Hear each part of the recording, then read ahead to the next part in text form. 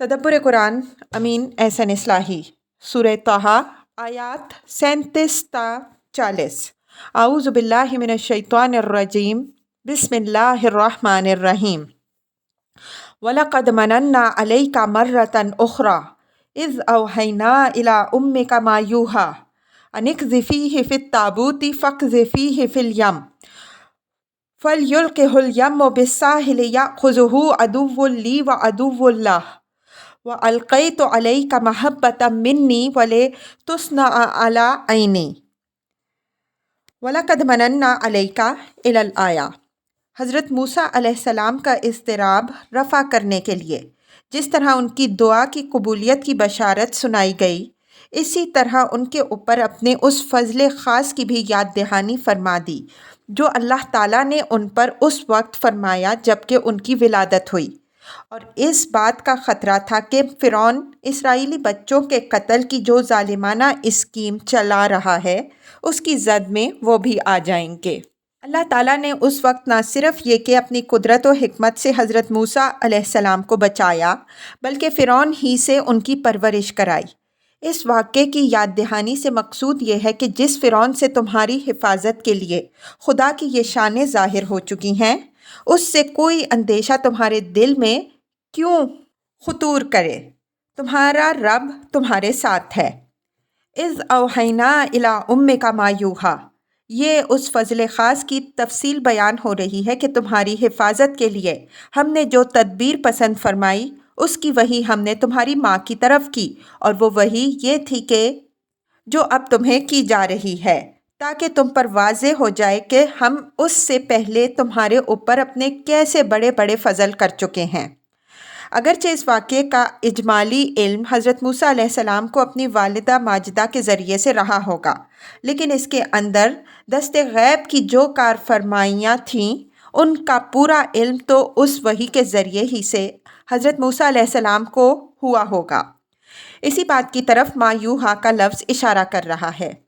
حضرت موسیٰ علیہ السلام کی ماں کو جو وحی آئی وہ تو ظاہر ہے کہ القاء و الہام کی نوعیت کی ہے، یعنی اللہ تعالیٰ نے ایک بات ان کے دل میں ڈال دی اور انہیں یہ اطمینان بھی ہو گیا کہ یہ خدا کی ڈالی ہوئی بات ہے۔ أَنِ اقْذِفِيهِ فِي التَّابُوتِ فَاقْذِفِيهِ فِي الْيَمِّ، یہ وہ وحی ہے جو حضرت موسیٰ علیہ السلام کی والدہ کو کی گئی۔ تورات کی کتاب خروج باب 2 آیات 2 تا 6 سے معلوم ہوتا ہے کہ جس زمانے میں حضرت موسیٰ علیہ السلام کی ولادت ہوئی ہے اس زمانے میں اسرائیلی بچوں کے قتل کی اسکیم بڑے زوروں سے چل رہی تھی۔ حضرت موسیٰ علیہ السلام کی والدہ نے کچھ عرصہ تک تورات کی روایت کے مطابق 3 ماہ تک تو بچے کو ظالموں سے چھپائے رکھا، لیکن ان کو ہر وقت یہ ڈر لگا ہوا تھا کہ اگر ظالم فرعونیوں کو پتہ چل گیا تو بچے کی خیر نہیں۔ تورات کی روایت یہ ہے کہ بالآخر انہوں نے سرکنڈوں کا ایک ٹوکرا بنایا اور بچے کو اس میں ڈال کے ٹوکرے کو دریا کے کنارے پر جھاڑ کے نیچے رکھ دیا کہ شاید اس طرح کسی رحم دل کی نظر بچے پر پڑ جائے اور اس کی جان بچنے کی کوئی شکل نکل آئے۔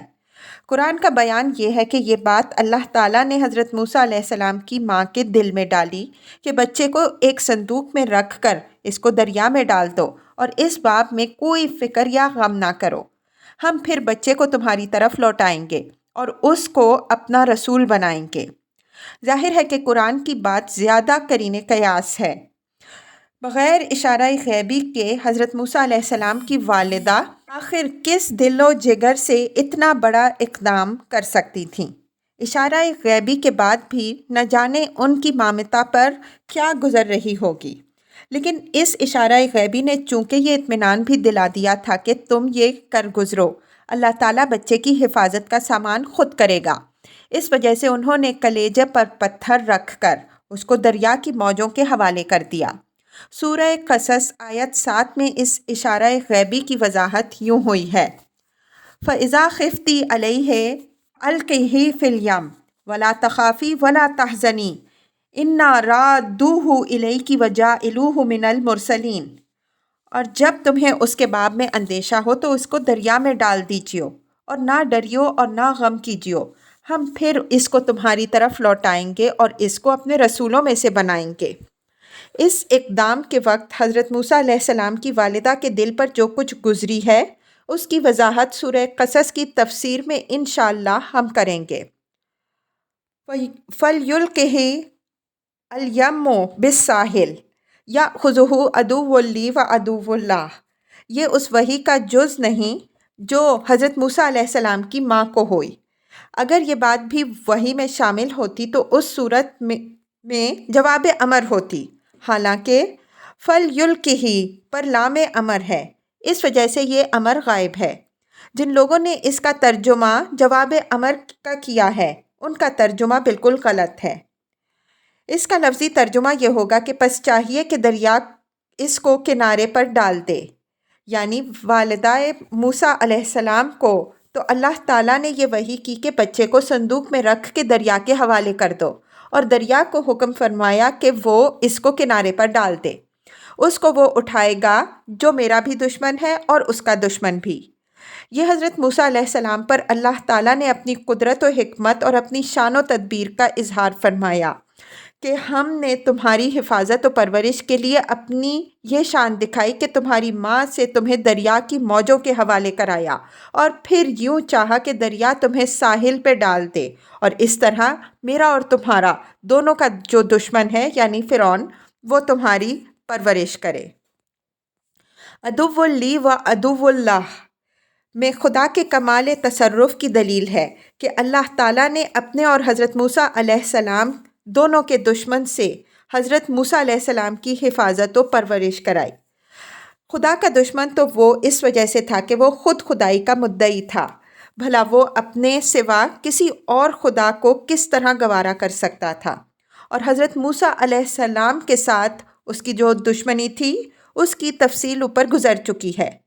پھر یہی نہیں کہ اللہ تعالیٰ نے اپنے اور حضرت موسیٰ علیہ السلام دونوں کے دشمن سے حضرت موسیٰ علیہ السلام کی پرورش کرائی، بلکہ اس کی تدبیر و حکمت کا یہ بھی ایک کرشمہ ہے کہ اس نے فرعون سے اس کے اور اس کی قوم کے سب سے بڑے دشمن کی پرورش کرائی، اور فرعون نے خود اپنے ہی ہاتھوں اس خطرے کا سامان کیا جس سے بچنے کے لیے اس نے نہ جانے کیا کیا جتن کیے۔ وَأَلْقَيْتُ عَلَيْكَ مَحَبَّةً مِّنِّي، یہ وہ خدائی تدبیر ہے جو اللہ تعالیٰ نے حضرت موسیٰ علیہ السلام کو اپنے اور ان کے دونوں کے دشمن کی نگاہوں میں محبوب بنا دینے کے لیے فرمائی۔ ارشاد ہوا کہ ہم نے تم پر اپنی محبت کا ایک پرتو ڈال دیا۔ بچہ تو یوں ہی موہنا ہوتا ہے، ہر سلیم الفطرت انسان کے اندر اس کو دیکھ کر شفقت پیدا ہوتی ہے، اور حضرت موسیٰ علیہ السلام تو تورات کی روایات سے ثابت ہے کہ نہایت خوبصورت بھی تھے۔ پھر مزید لطف خداوندی یہ ہوا کہ ان پر اللہ تعالیٰ نے اپنی محبت کا پرتو ڈال دیا۔ کون اندازہ کر سکتا ہے اس بچے کے موہنے پن کا جس پر محبت الہی کا پرتو ہو؟ ایک ایسا موہنا بچہ جب وہ سرکنڈوں کی ایک ٹوکری میں دریا کی موجوں میں پھینکا ہوا یکا و تنہا معصومیت و دل آویزی کی مورت بنا ہوا پڑا ہو تو آخر کس کا دل اس کو دیکھ کر تڑپ نہیں جائے گا؟ فرعون آخر فرعون ہی تھا، کوئی پتھر تو نہیں تھا۔ چنانچہ یوں ہوا کہ فرعون اور اس کی بیوی نیل کے کنارے سیر کو نکلے، ان کی نظر ٹوکرے پر پڑ گئی۔ اس میں انہوں نے ایک چاند سے بچے کو دیکھا، سمجھ گئے کہ یہ کسی اسرائیلی کا بچہ ہے جس کو غالباً اس کی ماں اور اس کے باپ نے اس کے قتل کے اندیشے سے تنے بتقدیر دریا کی موجوں کے حوالے کر دیا ہے کہ شاید اسی راہ سے اس کے بچاؤ کی کوئی شکل پیدا ہو جائے۔ بچہ کو دیکھ کر ان کے دل میں رحم پیدا ہو گیا۔ اس رحم میں بھی زیادہ دخل فرعون کی بیوی کو تھا۔ نوٹ: تورات میں فرعون کی بیوی کے بجائے اس کی لڑکی کا ذکر آتا ہے کہ وہ اور اس کی سہیلیاں بچے کو اٹھا کر لائیں۔ قرآن نے اس کی تصحیح کر دی۔ عورتیں یوں بھی فطرتاً بچوں کے معاملے میں بڑی رحم دل ہوتی ہیں، اور فرعون کی یہ بیوی تو جیسا کہ سورہ تحریم کی آیت 11 سے ثابت ہے نہایت خدا ترس اور رحم دل بیوی تھیں۔ بہرحال اس خدائی تدبیر سے دریائے نیل میں پھینکے ہوئے حضرت موسیٰ علیہ السلام اسی فرعون کے محل میں پرورش کے لیے پہنچ گئے جس کے ڈر سے ان کی ماں نے اپنی آغوش سے جدا کر کے ان کو دریا کی آغوش میں دیا تھا۔ वलितुस्ना अला आइनी, यहाँ हरफ अतफ बर बिनाए करीना दलील है कि इसका मातूफ अलैह महजूफ है। इसकी मुतअद्दिद मिसालें इस किताब में गुजर चुकी हैं। इसको खोल दीजिए तो पूरी बात यूँ होगी कि हमने तुम पर अपनी मोहब्बत का परतौ इसलिए डाला कि तुमसे तुम्हारे दुश्मन मोहब्बत करें और तुम्हारी परवरिश ख़ास हमारी निगरानी में हमारी आँखों के सामने हो। ज़ाहिर है कि अल्लाह की मोहब्बत का ये परतौ ही था जो हज़रत मूसा अलैहिस्सलाम का मुहाफ़िज़ बना, और इस मुहाफ़िज़ ने इस तरह उनको महफूज कर दिया कि उनको ना सिर्फ़ ये कि अपने जानी दुश्मन से कोई ख़तरा नहीं रहा, बल्कि वो दुश्मन उनका गर्विदा बन गया। उसी मुहाफ़िज़ मोहब्बत को अल्लाह ताला ने यहाँ अपनी आँख से ताबीर फरमाया है। गोया अपनी मोहब्बत का परतौ डालकर अल्लाह ताला ने हज़रत मूसा अलैहिस्सलाम पर अपनी हिफाजत का पहरा बिठा दिया। इस तमशी उख्तुका फ़तक़ूलु हल अदुल्लुकुम अला मन यकफ़ुलूह फ़रजअनाका इला उम्मिका कै तक़र्रा ऐनुहा वला तहज़न व क़तलता नफ़्सन फ़नज्जयनाका मिनल ग़म्मि व फ़तन्नाका फ़ुतूना फ़लबिस्ता सिनीना फ़ी अहलि मदयन सुम्मा जिअता अला क़दरिन या मूसा। इस आयत में हज़रत मूसा अलैहिस्सलाम की सरगुज़श्त का एक बहुत बड़ा हिस्सा समेट दिया है। जिन बातों की तज़कीर का मौका ये नहीं, उनको हज़फ करके सिर्फ़ चंद बातों की तरफ इजमाली इशारा है और फिर आगे सिलसिला कलाम असल मौज़ूए बहस से मरबूत हो गया है। इस तमशी उख्तो का फ़तक़ूल इलल आया, ये उस तदबीर की तरफ इशारा है जो अल्लाह ताला ने दरिया में डाले जाने के बाद हज़रत मूसा अलैहिस्सलाम को उनकी माँ की तरफ लौटाए जाने के लिए इख्तियार फरमाई। ऊपर सूरह क़सस की आयत 7 के हवाले से गुज़र चुका है कि अल्लाह ताला ने हज़रत मूसा अलैहिस्सलाम की वालिदा को जब ये हिदायत फरमाई कि बच्चे को दरिया में डाल दो, तो साथ ही ये इत्मीनान भी दिला दिया कि हम बच्चे को तुम्हारे पास वापस लाएंगे। ये वादा जिस शक्ल में पूरा हुआ, यहाँ उसकी तरफ सरसरी इशारा है। इसकी तफसील सूरह क़सस की आयत 9-13 में यूँ आई है कि जब फ़िरौन की बीवी ने बच्चे को देखा तो उन्होंने फ़िरौन से कहा कि बड़ा मोहना बच्चा है, इसको कत्ल ना होने दो, ये मेरी और तुम्हारी दोनों की आंखों की ठंडक है, ये हमारे काम आएगा, या हम इसको लिप पालक बना लेंगे। उधर वालिदा मूसा अलैहिस्सलाम का हाल ये था कि उन्होंने बच्चे को इमाए खुदावंदी से दरिया में डाल तो दिया, लेकिन गम से कलेजा फटा जा रहा था। उन्होंने हज़रत मूसा अलैहिस्सलाम की बहन से कहा कि वो देखती रहें कि संदूक किधर बह जाता है। वो लोगों की नज़र बचा कर उसको देखती रहीं। बिल आखिर उनको मालूम हो गया कि संदूक फ़िरौन के महल के पास पहुंचा और वहाँ दरिया ने उनको किनारे पे कर दिया और फ़िरौन और उसकी बीवी ने बच्चे को उठा लिया। हज़रत मूसा अलैहिस्सलाम की बहन फ़िरौन के महल में पहुंची। वहाँ उन्होंने देखा कि बच्चे को किसी दाइया का दूध पिलाने की कोशिश की जा रही है, लेकिन बच्चा मचला हुआ है, वो किसी की छाती पर मुंह नहीं लगाता। हज़रत मूसा अलैहिस्सलाम की बहन ने फ़िरौन की बीवी के सामने ये तजवीज़ पेश की कि अगर आप लोग कहें तो मैं कैसे घर वालों का पता दे सकती हूँ जो इस बच्चे की निहायत अच्छी तरह देखभाल करेंगे और बच्चे को मानूस कर लेंगे। क्योंकि हज़रत मूसा अलैहिस्सलाम के दूध ना पीने के सबब से फ़िरौन और उसके घर वालों को निहायत परेशानी थी, इस वजह से ये तजवीज़ मान ली गई और इस तरह हज़रत मूसा अलैहिस्सलाम फिर अपनी माँ की आगोश में पहुँच गए। तौरात में ये वाक़या यूँ बयान हुआ है, तब उसकी बहन ने फ़िरौन की बेटी को कहा कि कहिए तो मैं जाके इब्रानी औरतों में से एक दाई तुझ पास ले आऊँ ताकि वो तेरे लिए इस लड़के को दूध पिलाए। फ़िरौन की बेटी ने कहा कि जा। वो छोकरी गई और लड़के की माँ को बुलाया। फ़िरौन की बेटी ने इससे कहा कि इस लड़के को ले और इसे मेरे लिए दूध पिला, मैं तुझे उजरत दूंगी। उस औरत ने लड़के को दूध पिलाया। खुरूज बाब 2 आयत 7-9। तौरात और कुरान के बयान में जो फ़र्क है उस पर तबसरा की ज़रूरत नहीं। हर ज़ी फ़हम इंसान अंदाज़ा कर सकता है कि कुरान का बयान हर एतबार से करीने अक़ल व फ़ितरत है। अफसोस है कि तौरात वाले अपने घर की बातों से बिल्कुल बेखबर हैं। यहाँ اس تمشی اخت کا فتقول میں صیغہ مضارع کے استعمال ہوئے ہیں۔ اس سے میرا ذہن اس طرف جاتا ہے کہ حضرت موسیٰ علیہ السلام کی بہن کو بار بار فرعون کی بیوی کو مطمئن کرنے کے لیے ان کے پاس آنا جانا پڑا، تب وہ اپنی تجویز پر ان کو راضی کرنے میں کامیاب ہوئیں۔ اس طرح حضرت موسیٰ علیہ السلام دوبارہ اپنی ماں کے پاس پہنچے اور ماں کا کلیجہ ٹھنڈا ہوا۔ میں نے ترجمہ میں مضارع کے مفہوم کو ادا کرنے کی کوشش کی ہے اور عربیت کے اس قاعدے کو بھی ملحوظ رکھا ہے کہ مضارع سے پہلے فعل ناقص محذوف ہے۔ اگر اردو میں مدعا ٹھیک ادا نہ ہوا ہو تو اس کو میرے قلم کی کوتاہی پر محمول کیجیے۔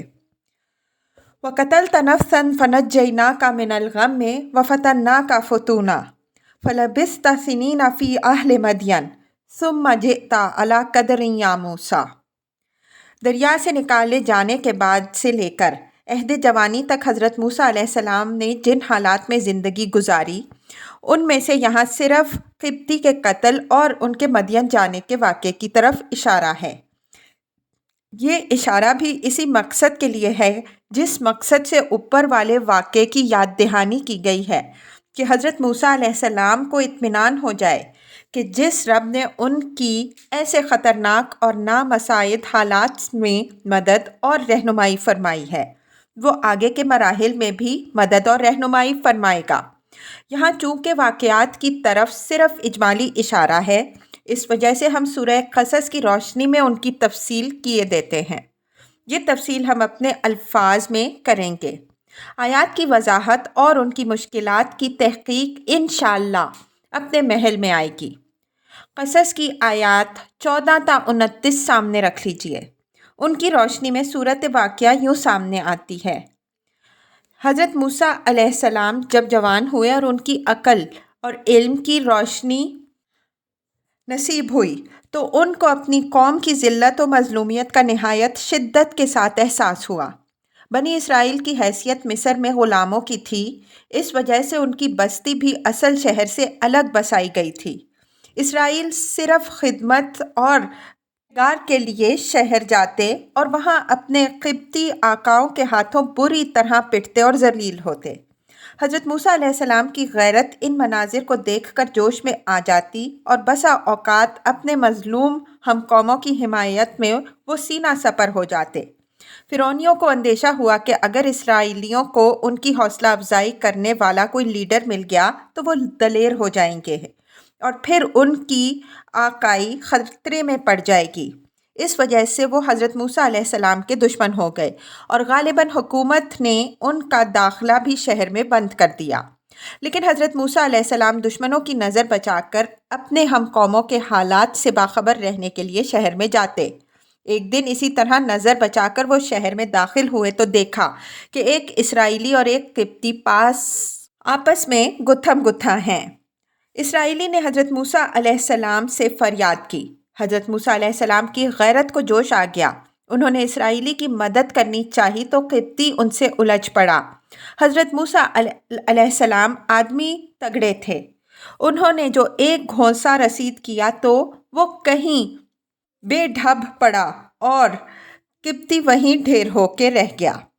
حضرت موسیٰ علیہ السلام کو اس حادثہ کا بڑا غم ہوا کہ بلا قصد ان کے ہاتھوں ایک ایسا جرم صادر ہو گیا جس پر وہ عند اللہ مسئول ہوں گے۔ چنانچہ انہوں نے بہت استغفار کیا اور اللہ تعالیٰ نے ان کی غلطی معاف کر دی۔ اللہ تعالیٰ کے اس انعام پر انہوں نے عہد کیا کہ آئندہ میں کبھی مجرموں کا حمایتی نہیں بنوں گا۔ دوسرے دن پھر نظر بجا کر شہر پہنچے تو دیکھا کہ وہی اسرائیلی جو کل طالب مدد ہوا تھا آج پھر ایک قبطی سے لڑ رہا ہے۔ اس نے حضرت موسیٰ علیہ السلام کو دیکھا تو ان سے مدد کا طالب ہوا، لیکن حضرت موسیٰ علیہ السلام نے اس کو جھڑک دیا کہ تم ایک شریر آدمی معلوم ہوتے ہو۔ تاہم وہ بڑھے کہ قبطی کو پکڑے اور دونوں میں بچ بچا کرا دے۔ اسرائیلی یہ سمجھا کہ وہ آج اسے غلطی پر سمجھ کر پکڑنا چاہتے ہیں۔ وہ ڈرا کہ کہیں آج حضرت موسیٰ علیہ السلام کا گھونسا اس پر نہ پڑ جائے ورنہ اس کی جان کی بھی خیر نہیں۔ وہ چلایا کہ موسیٰ، کل تم نے ایک جان لی ہے، کیا آج میری جان بھی لینے کا ارادہ ہے؟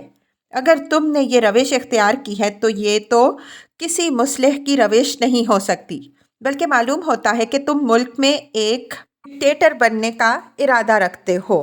اس سے حضرت موسیٰ علیہ السلام کو یہ اندازہ ہو گیا کہ قبطی کے قتل کا واقعہ راز نہیں رہا۔ پھر مزید برآں یہ ہوا کہ اکناف شہر سے ایک شخص بھاگا ہوا آیا اور اس نے حضرت موسیٰ علیہ السلام کو خبر دی کہ آیان حکومت آپ کے قتل کے منصوبے بنا رہے ہیں، تو میرا خیر خواہانہ مشورہ یہ ہے کہ آپ یہاں سے نکل جائیں۔ حضرت موسیٰ علیہ السلام نے اس وقت ظالموں کے شر سے محفوظ رہنے کی دعا فرمائی اور خدا کی رہنمائی و کارسازی کے بھروسے پر مدین کا رخ کیا۔ مدین کے ایک چشمے پر کچھ دیر کے لیے ٹھہرے تو دیکھا کہ کچھ چرواہے ہیں اپنے جانوروں کو پانی پلا رہے ہیں، لیکن دو عورتیں اپنے گلے کو روکے ہوئے کھڑی ہیں۔ حضرت موسیٰ علیہ السلام کے اندر جذبہ فتوت ابھرا اور انہوں نے ان سے پوچھا کہ آخر تم کیوں اپنے گلے کو روکے ہوئے کھڑی ہو؟ انہوں نے جواب دیا کہ ہمارے باپ بوڑھے ہیں، گلے کی چرواہی ہمیں کرنی پڑ رہی ہے اور ہم اس ریل پیل میں اپنے گلے کو پانی نہیں پلا سکتی۔ اس وجہ سے ہمیں دوسرے چرواہوں کے فارغ ہونے تک اپنی باری کے لیے انتظار کرنا پڑتا ہے۔ ان کی یہ بات سن کر حضرت موسیٰ علیہ السلام کے دل میں ہمدردی پیدا ہوئی۔ وہ اٹھے، ان کے گلے کو پانی پلایا اور پھر آ کر ایک درخت کے سائے میں بیٹھ گئے اور یہ دعا کی، اے رب، اس وقت تو مجھ پر اپنی جو رحمت نازل فرمائے گا میں اس کا محتاج ہوں۔ یہ دونوں صاحبزادیاں حضرت شعیب علیہ السلام کی تھیں۔ کچھ دیر کے بعد ایک صاحبزادی شرماتی ہوئی حضرت موسیٰ علیہ السلام کے پاس آئیں اور فرمایا کہ آپ کو ہمارے والد بلا رہے ہیں تاکہ آپ نے ہمارے گلے کو جو پانی پلایا ہے اس کا معاوضہ دیں۔ حضرت موسیٰ علیہ السلام حضرت شعیب علیہ السلام کی خدمت میں حاضر ہوئے اور ان کو اپنی ساری رودات سنائی۔ حضرت شعیب علیہ السلام نے ان کو تسلی دی کہ بس اب کوئی فکر نہ کرو، اللہ نے تم کو ظالموں سے نجات بخشی ہے۔ حضرت شعیب علیہ السلام کی ایک صاحبزادی نے اپنے باپ سے سفارش کی کہ آپ ان کو اپنی خدمت میں لگا لیجئے، یہ ایک قوی اور امانت دار آدمی نظر آتے ہیں، امید ہے کہ نہایت بہتر خدمت کرنے والے ثابت ہوں گے۔ حضرت شعیب علیہ السلام نے حضرت موسیٰ علیہ السلام سے کہا کہ میں اپنی ان دونوں لڑکیوں میں سے ایک کا نکاح تمہارے ساتھ اس شرط پر کر دینا چاہتا ہوں کہ تم 8 سال میری خدمت کرو، اور اگر تم نے 10 سال پورے کر دیے تو اس کا انحصار تمہاری مرضی پر ہے۔ اس معاملے میں تم پر کوئی دباؤ نہیں ڈالوں گا اور انشاءاللہ تم مجھے ایک بہتر آدمی پاؤ گے۔ حضرت موسیٰ علیہ السلام نے یہ بات منظور کر لی اور فرمایا کہ یہ معاہدہ میرے اور آپ کے درمیان طے ہے۔ یہ میری مرضی پر ہے کہ میں 8 سال آپ کی خدمت کروں یا 10، اس معاملے میں مجھ پر کوئی دباؤ نہیں ڈالا جائے گا۔ اس معاہدے پر ہم دونوں اللہ کو گواہ ٹھہراتے ہیں۔ معاہدے کی یہ مدت پوری کر کے جب حضرت موسیٰ علیہ السلام مصر کے لیے واپس ہوئے تب طور کی وادی ایمن میں ان کو وہ تجلی نظر آئی جس کو دیکھ کر وہ آگ لینے گئے اور نبوت لے کر لوٹے۔ سورہ قصص کی یہ ساری تفصیل اس لیے ہم نے پیش کی ہے کہ سورہ طٰہٰ کی زیر بحث آیت میں یہ پوری تفصیل سمیٹ دی گئی ہے۔ جب تک یہ تفصیل سامنے نہ ہو آیت کا پورا ما لہ و ما علیہ سامنے نہیں آیا۔ اب آئینے کے اجزاء پر غور کیجیے۔ وَقَتَلْتَ نَفْسًا فَنَجَّيْنَاكَ مِنَ الْغَمِّ، مصری کے قتل کا واقعہ جن حالات میں پیش آیا وہ اوپر کی تشریحات سے واضح ہو چکے ہیں۔ حضرت موسیٰ علیہ السلام نہ قتل کا ارادہ رکھتے تھے اور نہ مظلوم کی حمایت کے سوا ان کے اندر کوئی اور جذبہ تھا۔ یہ جذبہ ایک نہایت محمود اور اعلیٰ جذبہ ہے جو ہر اس شخص کے اندر ہوتا ہے جو قوت و شرافت اور حمیت و غیرت سے خالی نہیں ہے۔ اس وجہ سے حضرت موسیٰ علیہ السلام نے جو کچھ کیا وہ بجائے خود حق تھا، لیکن قضائے الہی سے ان کا گھونسا کچھ ایسا بے ڈھب پڑا کہ مصری اس کی تاب نہ لا سکا اور وہ وہیں ڈھیر ہو گیا۔ حضرت موسیٰ علیہ السلام کو خیال ہوا کہ یہ فعل بلا ارادہ صحیح لیکن ان سے ایسا کام صادر ہو گیا ہے جس پر عند اللہ ان سے مواخذہ ہو سکتا ہے۔ اس تصور نے ان کو ایک شدید غم میں مبتلا کر دیا۔ جن کے اندر خدا کا خوف ہوتا ہے وہ اپنے آپ کو الاؤنس دینے میں بہت فیاض نہیں ہوتے، بلکہ وہ اپنا احتساب ان چیزوں پر بھی کرتے ہیں جن کے لیے وہ چاہیں تو آسانی سے عذر تلاش کر سکتے ہیں۔ حضرت موسیٰ علیہ السلام کسی بے جا قومی عصبیت میں بھی مبتلا نہیں تھے، اس وجہ سے انہیں یہ غم بھی ہوا ہوگا کہ ممکن ہے جس کی حمیت و حمایت میں ان سے یہ فعل صادر ہوا ہے، زیادتی اسی کی ہو۔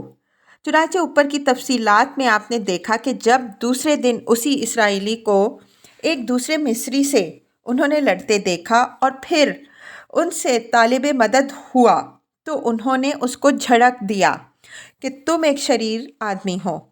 اگر حضرت موسیٰ علیہ السلام کے اندر قوم پرستی کا پندار ہوتا تو غم تو درکنار، ان کو فخر ہوتا کہ اپنی قوم کی حمایت میں انہوں نے ایک عظیم کارنامہ انجام دیا ہے، لیکن یہ چیز بھی نہیں تھی جو ان کے لیے وجہ تسلی بن سکے۔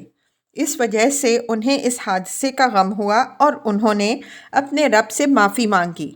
اللہ تعالیٰ نے ان کو معاف فرمایا اور اس معافی نے ان کو اس غم سے نجات دی۔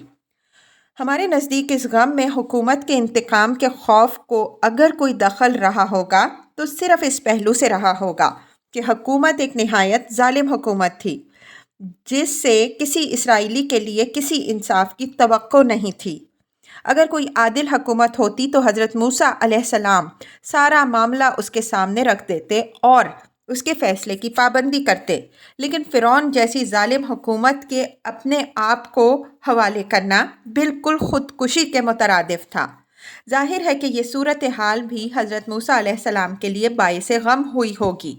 اس غم سے نجات حاصل کرنے کے لیے انہوں نے بالآخر وطن چھوڑا اور مدین چلے گئے۔ جہاں تک اس لغزش کے صدور کا تعلق ہے، اس کے بارے میں متعدد مقامات میں ہم وضاحت کر چکے ہیں کہ حضرات انبیاء علیہم السلام سے بعثت سے پہلے یا بعثت کے بعد اگر کوئی لغزش صادر ہوتی ہے تو وہ اتباع ہوا کی نوعیت کی نہیں ہوتی، بلکہ وہ اتباع حق یا طلب حق کے جوش میں کبھی کبھی اس کی مطلوبہ حد سے متجاوز ہو جاتے ہیں۔ یہ چیز بجائے خود کوئی برائی نہیں ہے، لیکن حضرات انبیاء علیہم السلام چونکہ حق کی کسوٹی ہوتے ہیں، اس وجہ سے اللہ تعالیٰ ان کی اس طرح کی باتوں پر بھی گرفت فرماتا ہے تاکہ میزان بالکل درست رہے۔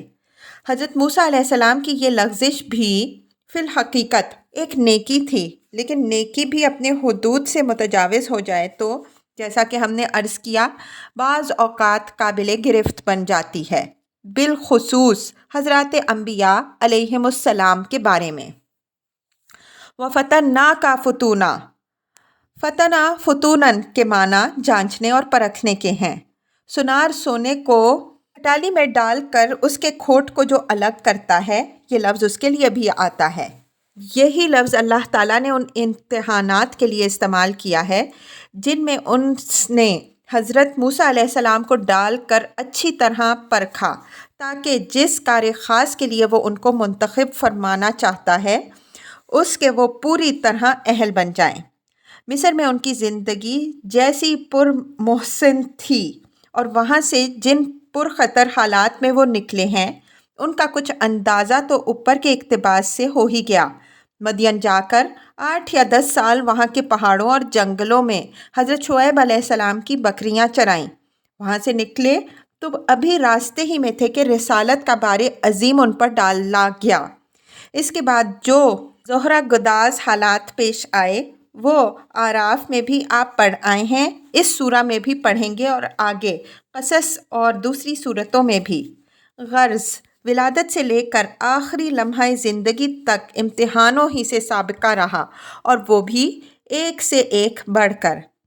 ان امتحانوں کے متعلق ایک حقیقت ہمیشہ مستحضر رکھیے کہ انسان کی تعلیم و تربیت کا لازمہ ہے۔ اللہ تعالیٰ انہی کے ذریعے سے انسان کی اعلیٰ صلاحیتوں کو پروان چڑھاتا ہے۔ اس وجہ سے یہ بجائے خود بھاگنے اور گھبرانے کی چیز نہیں ہے۔ جو لوگ ان سے گھبراتے اور بھاگتے ہیں وہ گویا اپنی تربیت سے گھبراتے اور بھاگتے ہیں۔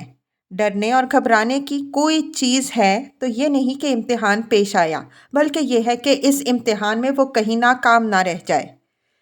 یہ امتحانات صرف مشکلات و مصائب ہی کی راہ میں پیش نہیں آتے بلکہ انعامات و افضال کی شکل میں بھی پیش آتے ہیں۔ مصائب و مشکلات کے امتحانات میں اللہ تعالیٰ بندے کے صبر کی تربیت فرمانا چاہتا ہے اور انعامات و افضال کے امتحان میں اس کے شکر کو پروان چڑھانا چاہتا ہے، اور اسی صبر و شکر پر تمام اعلیٰ صفات انسانی کا انحصار ہے۔ انہی دونوں صفتوں کی تکمیل سے دنیا میں نفس مطمئنہ کی بادشاہی حاصل ہوتی ہے، اور پھر اسی کا ثمرہ وہ ابدی بادشاہی ہے جس کو قرآن نے راضیۃ مرضیہ کے الفاظ سے تعبیر فرمایا ہے۔ حکمت قرآن کا ایک دقیق مسئلہ یہ بھی ہے کہ صبر اور شکر کے امتحانوں میں سے زیادہ مشکل صبر کا امتحان ہے یا شکر کا۔ اس باب میں عارفین کی رائے مختلف ہے۔ میرا اپنا رجحان قرآن کی روشنی میں یہ ہے کہ شکر کا امتحان زیادہ مشکل ہے۔ اس میں پاس ہونے والوں کا اوسط بہت کم ہے۔ مصائب میں حق پر ثابت قدم رہنے والے تو کچھ نکل آتے ہیں، لیکن نعمت پا کر بہکنے سے محفوظ رہنے والے بہت کم نکلتے ہیں۔ وَقَلِيلٌ مِّنْ عِبَادِيَ الشَّكُورُ سبا 18 میں اسی حقیقت کی طرف اشارہ فرمایا ہے۔ یہ حقیقت بھی پیش نظر رہے کہ جن کو اللہ تعالیٰ جتنے ہی اعلیٰ مراتب پر فائز فرمانا چاہتا ہے، ان کے امتحانات بھی اتنے ہی زیادہ اور اتنے ہی سخت ہوتے ہیں۔ چنانچہ حضرات انبیاء کرام علیہم السلام کو جو امتحانات پیش آئیں ان کی تفصیلات پڑھیے تو کلیجہ منہ کو آتا ہے۔ ہم اور آپ ان کے برداشت کا تصور بھی نہیں کر سکتے۔ ان امتحانوں کے معاملے میں اصل ڈرنے کی چیز یہ نہیں ہے کہ امتحان پیش آئے یا پیش آئیں گے، بلکہ ایک تو وہی چیز ہے جس کی طرف ہم نے اوپر اشارہ کیا کہ انسان اس بات سے ڈرے کہ مبادا کسی امتحان میں وہ فیل ہو جائے، اور دوسری بات اس سے بھی زیادہ ڈرنے کی یہ ہے کہ مبادا وہ سرے سے امتحان ہی سے خارج کر دیا جائے، اس لیے کہ سنت الہی بھی ہے کہ جو شخص بار بار فیل ہی ہوتا رہتا ہے بسا اوقات اللہ تعالیٰ اس کو اپنے امتحان ہی سے محروم کر دیتا ہے۔ قرآن کی اصطلاح میں اس کو امحال کہتے ہیں، اور یہ سخت ترین سزا ہے جو اس دنیا میں کسی فرد یا قوم کو اللہ تعالیٰ کی طرف سے دی جاتی ہے۔ اس کے بعد اس کے لیے امید کے تمام دروازے بند ہو جاتے ہیں۔ فَلَبِثْتَ سِنِينَ فِي أَهْلِ مَدْيَنَ، یہاں اس بات کی کوئی تصریح نہیں ہے کہ حضرت موسیٰ علیہ السلام مدین میں کتنے سال رہے، لیکن اوپر سورہ قصص کی روشنی میں ہم نے جو تفصیلات پیش کی ہیں ان سے واضح ہے کہ اس معاہدے کے تحت جو حضرت شعیب علیہ السلام کے ساتھ انہوں نے کیا، کم از کم 8 سال یا زیادہ سے زیادہ 10 سال وہاں انہوں نے گزارے، اور اس دوران میں بظاہر یہی معلوم ہوتا ہے کہ انہوں نے ان کی بکریاں چرائیں۔ ثم جئت علی قدر یا موسیٰ، اوپر کے تمام حالات و واقعات کا حوالہ دینے کے بعد ارشاد ہوا کہ یہ جو کچھ ہوا ہماری اسکیم اور ہمارے مقرر کیے ہوئے پروگرام کے مطابق ہوا، اور ان تمام مراحل سے گزرتے ہوئے ٹھیک اس وقت پر جو ہم نے تمہاری یہاں کی حاضری کے لیے پہلے سے مقرر کر رکھا تھا، تم یہاں پہنچے اور ہم نے تمہیں اپنی نبوت و رسالت سے مشرف کیا۔ مطلب یہ ہے کہ جس خدا نے تمہاری ولادت سے لے کر اب تک ہر مرحلہ میں تمہاری حفاظت کی ہے اور تمہارے لیے اپنے منصوبے تمہارے اور اپنے دونوں کے دشمنوں سے پورے کرائے ہیں، وہ ہر قدم پر تمہارے ساتھ ہے، اور جو ذمہ داری وہ تمہارے سپرد کر رہا ہے اس کے ادا کرنے کے لیے وہ خود راہیں کھولے گا اور خود اسباب فراہم کرے گا۔